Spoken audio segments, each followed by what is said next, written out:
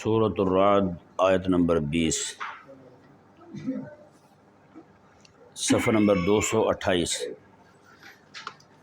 اعوذ باللہ من الشیطان الرجیم، بسم اللہ الرحمن الرحیم۔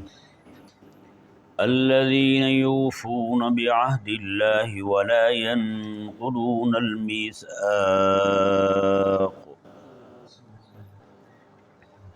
پچھلی آیت مبارکہ میں اللہ تبارک و تعالی نے ارشاد فرمایا انما یتذکر اولو الالباب، یقیناً قرآن کریم سے عقل والے ہی نصیحت حاصل کرتے ہیں، ہدایت پاتے ہیں۔ اگلی آیات کریمہ میں اللہ تبارک و تعالی نے آیت نمبر 20، 21 اور 22 میں خلاق کائنات نے ان کا ذکر فرمایا جو عقل والے ہیں، جو قرآن سے ہدایت پاتے ہیں، ان کے کچھ اوصاف کو بیان فرمایا، پھر ان کے انعام کو بیان فرمایا، پھر ان لوگوں کا ذکر کیا جو بے عقل لوگ ہیں، ان کے مقابلے میں جو جماعت ہے ان کا ذکر کیا، پھر ان کی سزا کا ذکر کیا۔ اللہ تعالیٰ نے ارشاد فرمایا الذین یوفون بعہد اللہ ولا ینقضون المیثاق، میں کہ عقل والے وہ ہیں جو رب کے عہد کو پورا کرتے ہیں، اللہ تعالیٰ کے عہد کو پورا کرتے ہیں۔ یہاں یہ ذہن میں رہے اللہ تبارک و تعالیٰ کے عہد سے مراد بہت سارے عہد ہیں۔ سب سے پہلا عہد جو ہے وہ ہے عہد الست، عہد الست جو اللہ تبارک و تعالیٰ نے حضرت سیدنا آدم علیہ نبینا و علیہ السلام کی اولاد کو موجود کر کے سامنے، ایک تو عالم ارواح کا بھی عہد ملتا ہے اور یہ بھی عہد ہے کہ عالم ارواح میں بھی اللہ تبارک و تعالیٰ نے سب کو جمع کر کے فرمایا، تمام ارواح کو، الست بربکم، کیا میں تمہارا رب نہیں ہوں؟ جی، تو تمام لوگ جو ہیں وہ بیک زبان بولے قالو بلا، کیوں نہیں، تو ہمارا رب ہے۔ جی، یہ والا عہد جو ہے اس میں اللہ تبارک و تعالیٰ نے اپنی ربوبیت کا عہد لیا۔ کس چیز کا عہد لیا؟ اپنی ربوبیت کا عہد لیا کہ تم نے مجھے ہی رب ماننا ہے دنیا میں جا کر کے، تو میں ہی تمہارا رب ہوں، میں ہی تمہارا پالنے والا ہوں، میں ہی تمہارا پیدا کرنے والا ہوں۔ تو اب یہ جو عہد الست ہے، یہ یہاں آ کر کے اس عہد الست کی تجدید جو ہے وہ کلمہ طیبہ کے ساتھ ہوتی ہے۔ کس کے ساتھ ہوتی ہے؟ کلمہ طیبہ کے ساتھ ہوتی ہے، لا الہ الا اللہ محمد الرسول اللہ۔ یعنی وہاں پہ ہم جو کہہ کے آئے ہیں وہ عقیدہ ربوبیت کو ماننے کا کہہ کے آئے ہیں، اور یہاں آ کے عقیدہ الوہیت کے ماننے کا کہا جا رہا ہے۔ جی، وہ عہد یعنی عقیدہ ربوبیت جو ہے اس کی تجدید جو ہے وہ عقیدہ الوہیت کے ساتھ کی جا رہی ہے۔ انشاءاللہ اس مسئلے کو کسی دن میں کھولوں گا کہ وہاں عقیدہ ربوبیت اور یہاں عقیدہ الوہیت کلمہ طیبہ میں کیوں ہے۔ خلاق کائنات نے ارشاد فرمایا کہ الذین یوفون بعہد اللہ، رب تعالیٰ کے عہد کو پورا کرتے ہیں۔ یعنی وہاں کیا ہے کہ ہم اللہ تبارک و تعالیٰ کو رب مانتے ہیں، یہاں آ کے ماننا شروع کر دیا، اللہ تعالیٰ کے علاوہ کسی اور کو رب نہیں مانا، اسی کو خالق مانا، اسی کو مالک مانا، اسی کو رازق مانا، اسی کو سارا کچھ مانا۔ تو یہ جس بندے نے یہ کر لیا تو اس نے وہ والا عہد پورا کر لیا ہے، وہ والا عہد پورا کر لیا ہے۔ ایک تو یہ ہو گیا کہ اس عہد کا نام جو ہے اس دنیا کے اندر وہ کلمہ طیبہ رکھا گیا، یہ عنوان دیا گیا اس عہد کو، لا الہ الا اللہ۔ اور اگلا جو حصہ ہے محمد الرسول اللہ، مطلب یہ ہے کہ رب تبارک و تعالیٰ کو ماننا ہے، اس کے احکامات کو ماننا ہے۔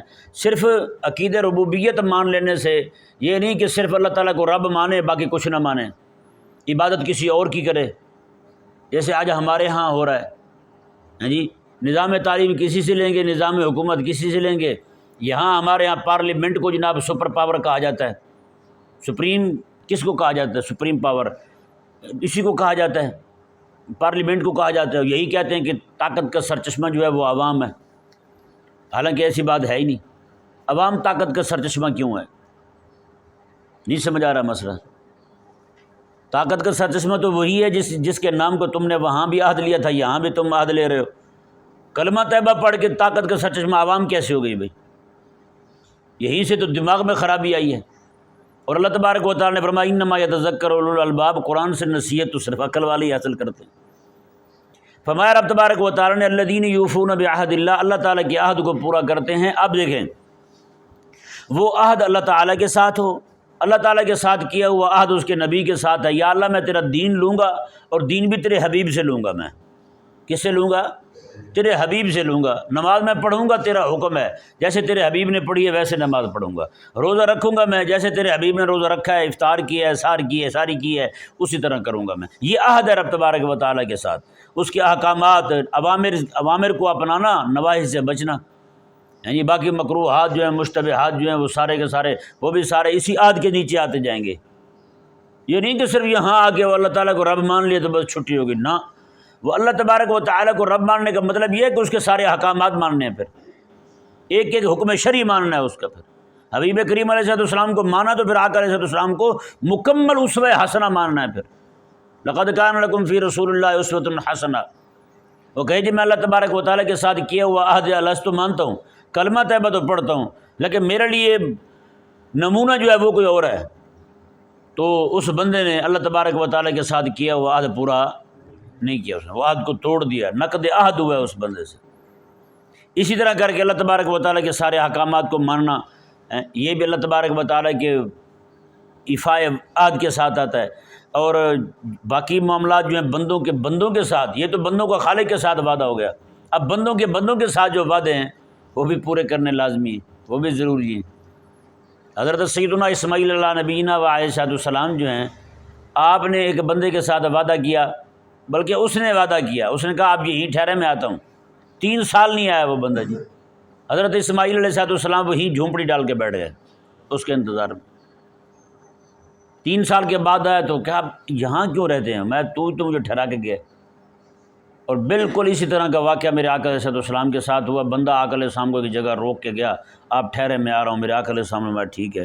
3 دن کے بعد آیا بندہ، 3 دن کے بعد جب جیسے اس کا گزر ہوا، دیکھا تو آقا علیہ السلام وہاں ہیں، آپ اگر تو نے تو کہا تھا ٹھہرے میں آ رہا ہوں، ہاں جی بتائیں۔ تو بندوں کے ساتھ کیا ہوا عہد جو ہے وہ بھی پورا کرنا ہے۔ بھائی کسی بندے کے ساتھ وعدہ کیے، ابھی عموماً ہمارے ہاں وعدہ خلافی زیادہ تر لین دین کے معاملات میں ہوتی ہے۔ کوئی بندہ کسی سے کوئی چیز لیتا ہے، ٹھیک ہے پہنچ رہی ہے، بس آئی منگل کو آ رہی جی، منگل کو پہنچ رہی ہے، وہ کون سا منگل بھائی ہیں، بدھ کون سا بھائی، زیادہ اچھا اس سے بھی زیادہ مسئلہ ہوتا ہے، لوگ پیسے ادھار لے لیتے ہیں پھر وہ نہیں دیتے، وہ کہتا ہے جی پیسے ادھار جو ہے نا، ادھار ایک ایسا جادو ہے جس کو دے دو وہ نظر ہی نہیں آتا، وہ نہیں نظر آتا پھر بعد میں پھر وہی بندہ جو ہے ہیلمٹ پہن کے وہاں گھومتا رہے، کسی کو کیا پتہ چلنا ہے کہ اس کے اندر کون ہے۔ یہ والا معاملہ ہے۔ آج جس کو پیسے دے دیے جائیں بس پھر وہ چاہتا ہے لینے والا کہ ایک ہی بار کہنے پہ مجھے مل جائیں، تو جب وہ بیچارہ لینے لگے گا پھر سال لگ جائیں گے اس کو لیتے ہوئے، ہے یہ نہیں؟ امام علیہ سنت امام احمد رضا حنفی ماتریدی رحمہ اللہ ارشاد فرماتے ہیں، اس وقت جب ان کے اپنے بیٹے کی تنخواہ جو ہے نا وہ 2 روپے تھی مدرسے میں، یعنی 2 روپے کی اتنی قدر تھی کہ ان کا بیٹا جو ہے نا، بڑا بیٹا مولانا حامد رضا رحمہ اللہ، وہ وہاں پہ استاد ہیں، مدرس ہیں، ان کے اپنے جامع میں تنخواہ 2 روپے۔ تو آپ سوچ سکتے ہیں کہ پیسے کی قیمت کتنی ہوگی اس وقت۔ ایسے حالات میں آپ فرماتے ہیں کہ 1 لاکھ سے زائد پیسے جو ہیں لوگ مجھ سے قرض لے گئے ہیں جی، اور واپس لینے کا نام نہیں لیتے۔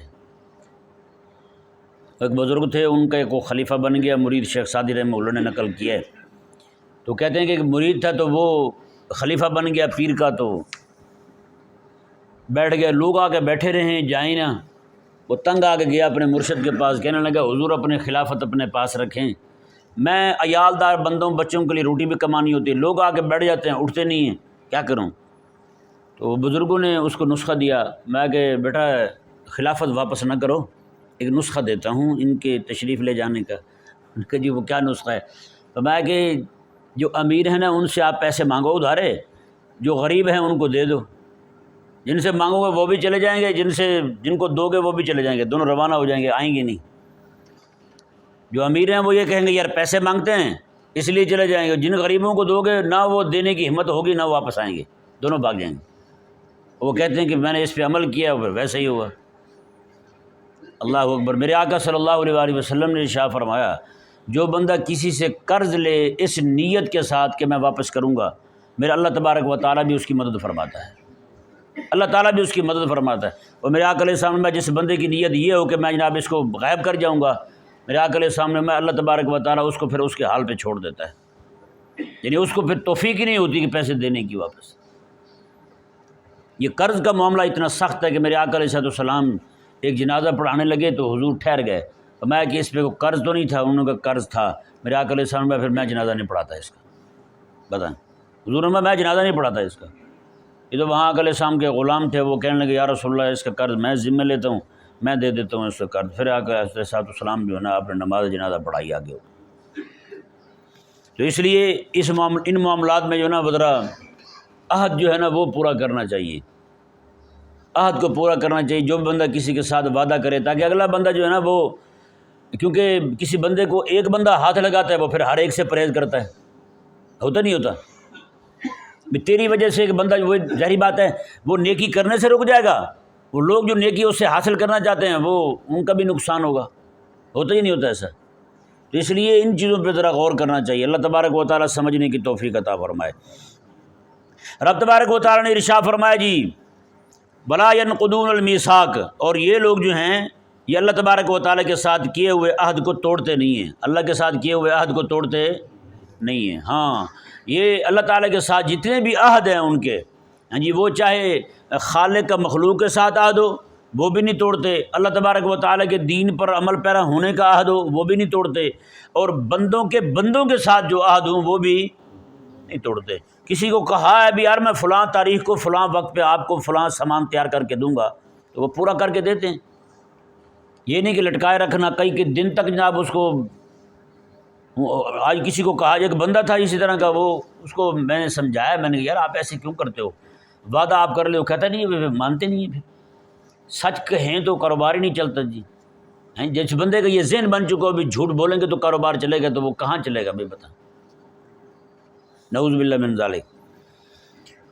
یہاں پہ بڑے بڑے ہتھ کنڈے ہیں لوگوں کو پھانسنے کے لیے، کپڑے والی دکان پہ چلے جائیں کتنی لائٹیں جلا کے بیٹھے ہوں گے، ہے یہ نا، کیوں جلا کے بیٹھے ہوتے ہیں؟ چمک دمک زیادہ دکھائی دیتی ہے، اگلے بندے کو پھانسنا ہو تو وہ خواتین کو زیادہ کرتے ہیں، خواتین اپنی طرف سے سیاਣੀ بنتی ہیں، وہ ہیں لو جی 1000 روپے کا کپڑا میں 500 میں لائی ہوں، یہ نہیں پتہ کہ اس نے 500 سے اضافی کہا تھا اور باقیوں کو 300 کا باقیوں کو دینا تھا تو اس سے 200 روپے زیادہ لے لیے۔ کیا خیال ہے؟ وہ ہمارے لوگوں کا بھی یہ ذہن بنا ہوا ہے، عورتیں جاتی ہیں تو واہ واہ واہ، ایک بندہ کہنے لگا قاری صاحب تمہیں نہیں پتہ تھوڑی چاچی کنی استاد ہے، میں کہ پھر مینوں چاچی تے پتہ کون نہیں، تینوں پھر اگلے چاچے تے پتہ کون نہیں، اگلے کتنے استاد ہو، اتنے کملے ہوتے ہیں دکاندار بھی جناب، اپنا سودا جو نا سستا اٹھا کے دیتے ہیں خواتین کو، یہ سمجھ سے باہر بات ہے۔ ویسے جب وہ کسی کو دیکھنا ہو خاتون کہے جی فلاں کپڑا، وہ آگے سے کہتے ہیں چاچی تو نہیں لے سکتی وہ بہت مہنگا ہے، چاچی اوپر سے پھونڈ جاتی ہے نہیں کڈ یہی لینا ہوں، 2000 والا 3000 میں دے دیتا ہے، چاچی وہ لے آتی ہے، کرتے نہیں کرتے اس طرح، استغفر اللہ، یہ حساب ہے ہمارا۔ بہرحال رب تبارک و تعالیٰ نے ارشاد فرمایا والذین یصلون ما امر اللہ بہ ان یوصل، اور اللہ تبارک و تعالیٰ نے جو حکم دیا ہے جس چیز کو جوڑ کے رکھنے کا، جس رشتے کو، جس تعلق کو، جس کام کو، میں کہ یصلون یہ اسے جوڑ کے رکھتے ہیں، یہ اسے جوڑ کے رکھتے ہیں۔ یہاں دیکھیں جی صلہ، کسی چیز کو جوڑنا، ایک صلہ جو ہے وہ بندے کا اللہ تبارک و تعالیٰ کے ساتھ ہے، اللہ تعالیٰ کے ساتھ تعلق جوڑ کے رکھے، یہ سب سے بڑا صلہ ہے، بندہ رب تعالیٰ کے ساتھ جوڑ کے رکھے، اللہ تبارک و تعالیٰ کے ساتھ اپنے معاملات ٹھیک رکھے، نہیں سمجھ آیا؟ اللہ کے ساتھ جو معاملات ہیں ان کو بھی جوڑ کے رکھے، سب سے پہلا یہ ہے، وہ اللہ تعالیٰ کے ساتھ معاملات کیسے جوڑ کے رہیں گے؟ اللہ تعالیٰ کے اوامر پہ عمل کرے، اللہ تعالیٰ کی نواہی جو ہیں ان سے بچ کے رہے، جن چیزوں سے اللہ تعالیٰ نے روکا ہے، اور اللہ تبارک و تعالیٰ کے احکامات پر عمل کرتا رہے، یہ اللہ تبارک و تعالیٰ نے جو عقائد عطا فرمائے ہیں قرآن کریم میں اور آقا علیہ السلام کی احادیث مبارکہ میں آئے، ان کے ساتھ وفا والا معاملہ کرے، یہ اس کا صلہ ہے اللہ تعالیٰ کے ساتھ، اور اسی طرح اس کے حبیب علیہ السلام کے ساتھ بنا کے رکھے، ملائکہ کرام علیہ السلام کے ساتھ بنا کے رکھے۔ حضرت سیدنا امام ابو الحسن خرقانی رحمہ اللہ ارشاد فرماتے ہیں کہ انہوں نے کہا جی بندہ جو ہے نا، اور ہمسایوں کے ساتھ بھی بنا کے رکھنے کا حکم ہے، رشتہ داروں کے ساتھ بھی بنا کے رکھنے کا حکم ہے، فرماتے ہیں ان فرشتوں کے ساتھ بھی بنا کے رکھنے کا حکم ہے کہ نہیں، ان کے ساتھ بنا کے رکھنے کا ہم نے آج تک سوچا ہی کیوں نہیں۔ انہوں نے کہا جی وہ کیسے ہیں جی، چھوٹی چھوٹی باتیں تو بڑی عام ہے نا، بدبو سے بچنا، بدبو سے ان کو نفرت ہوتی ہے۔ میرے آقا علیہ السلام نے ارشاد فرمایا جس چیز سے تم انسان گھن کھاتے ہو اس سے ہی فرشتے بھی گھن کھاتے ہیں۔ اور اسی لیے آقا علیہ السلام نے فرمایا کہ پیاز کھایا ہوا بندہ جو ہے نا مسجد شریف میں آیا، مسجد نبی میں صف میں کھڑا ہو گیا، تکبیر ہو گئی، میرے آقا علیہ السلام نے محسوس فرمایا، آقا علیہ السلام بھی تو نے پیاز کھایا ہوا؟ اس نے کہا کھایا ہوا۔ مسجد نبی اس وقت کہاں تھی اور جنت البقیع کہاں تھا؟ میرے آقا علیہ السلام نے وہاں سے ہاتھ پکڑا، جنت البقیع والی جگہ پہ چھوڑا ہے۔ آقا علیہ السلام نے جب تک تیری بو نہ ختم ہو جائے تو مسجد میں نہ آنا۔ بتائیں، تو کریم آقا علیہ السلام نے ارشاد فرمایا میں کہ جب تم قرآن پڑھتے ہو نا تو میں کہ فرشتے جو ہیں تمہارے منہ سے قرآن کا نور نکلتا ہے، فرشتے اپنا منہ آ کے تمہارے منہ پہ رکھ دیتے ہیں، میں ان کی وہ غذا ہے۔ اب جس کے منہ سے پیاز کی لہسن کی بو آ رہی ہو، سویرے اٹھا ہو مسجد میں بغیر جناب مسواک کیا آ گیا ہو، تو بتائیں وہ کیا بنے گا؟ تو یہ جو ہے نا ان کے ساتھ بھی بنا کے رکھنی ہے، ان کے ساتھ بھی جوڑ کے رکھنی ہے، ان کو بھی تکلیف نہیں دینی۔ حضرت ابو الحسن خرقانی رحمہ اللہ فرماتے ہیں، ان سے پوچھا گیا کہ حضرت ان کو تکلیف سے بچانے کا طریقہ کیا ہے اور آپ کا طریقہ کیا ہے اس معاملے میں؟ آپ نے فرمایا کہ 30 سال ہو گئے میں نے اسے تکلیف نہیں دی کچھ بھی لکھنے کی۔ نہیں سمجھ پڑا؟ ہم تو بھی 30 سیکنڈ نہیں جانے دیتے۔ میں کہ 30 سال ہو گئے میں نے یہ جو فرشتہ بیٹھا ہوا ہے نا بائیں جانب، اس کو میں نے تکلیف نہیں دی لکھنے کی۔ مطلب یہ بھی اس کے ساتھ بنا کے رکھنا ہے۔ اور ہم ذرا غور کریں نا یار، یہ بدبو والا تو چھوٹا معاملہ تھا نا، بڑا معاملہ تو یہ ہے کہ اسے مصروف رکھنا کہ وہ جناب ہمارے گناہ ہی لکھتا رہے۔ فلم دیکھ رہے ہیں بے مزہ گناہ اور مفت میں جناب ہیں، 18 خواتین فلم میں آ گئیں تو 18 خواتین کو دیکھنے کا گناہ لکھا گیا جی، ہے نا؟ تو باقی جھوٹ سنیں گے وہ جھوٹ لکھنے کا گناہ، اور جھوٹ سننے کا گناہ الگ، جھوٹ کو پسند کر رہا ہے جی، جھوٹ پہ پھر دکھی ہو رہا ہے جی، جھوٹ پہ دکھی ہونے کا گناہ الگ ہے۔ اچانک بھائی جناب وہ بجلی چلی جائے، وہ بند ہو جائے، کہے گا اوہ شٹ، دکھ کا اظہار کرے گا، اس پہ گناہ نہ ہونے پہ دکھ کا اظہار یہ گناہ ہے، یہ الگ گناہ ہوا ہے یا نہیں؟ گھر میں اماں بیٹھی ہوئی وہ بلا رہی ہے، وہ اماں ٹھہر جائے، سین نکل رہا ہے، ٹھہر تو صحیح، اماں کی نافرمانی اس کو آگے رکھا، کتنے گناہ ہو گئے۔ یہ ایسے بندے ایسے نشئی بن کے بیٹھے، ان کو آ کے السلام علیکم کہے، وعلیکم السلام کہنے کی توفیق کون؟ سامنے نسات بٹا بندہ یہ چیخ مارتا رہے، اس کو وہ الحمدللہ بھی پڑھ دے، اس کو یرحمک اللہ کہنے کی توفیق کون؟ تو بتائیں کتنے سارے گناہ اکٹھے کیے جا رہا ہے، صرف اپنے کہنے کو تو یہ کہ ایک فلم دیکھ رہا ہے، لیکن گناہ کتنے، فرشتہ کتنے گناہ لکھ رہا ہے وہ کھاتا نہیں رکھا ہم نے کبھی۔ میں کہتا ہوں قسم خدا کی اگر انسان کو اللہ تبارک و تعالیٰ یہ قدرت دیتا نا کہ فرشتے سے لے کے اپنے کھاتے شام کو پڑھ لیتا کہ شام تک اس کے نام اعمال میں کتنے گناہ درج ہوئے ہیں، باقی جو جھوٹ ہے، چغلی ہے، غیبت ہے، وہ تو ہمارے کھاتے ایسے کھلے ہوئے۔ ادھر ملتان کے علاقے میں کہتے ہیں گھانگھے لتھے پہن، کیا لتھا ہوا ہے؟ گھانگھے لتھے ہوئے ہیں۔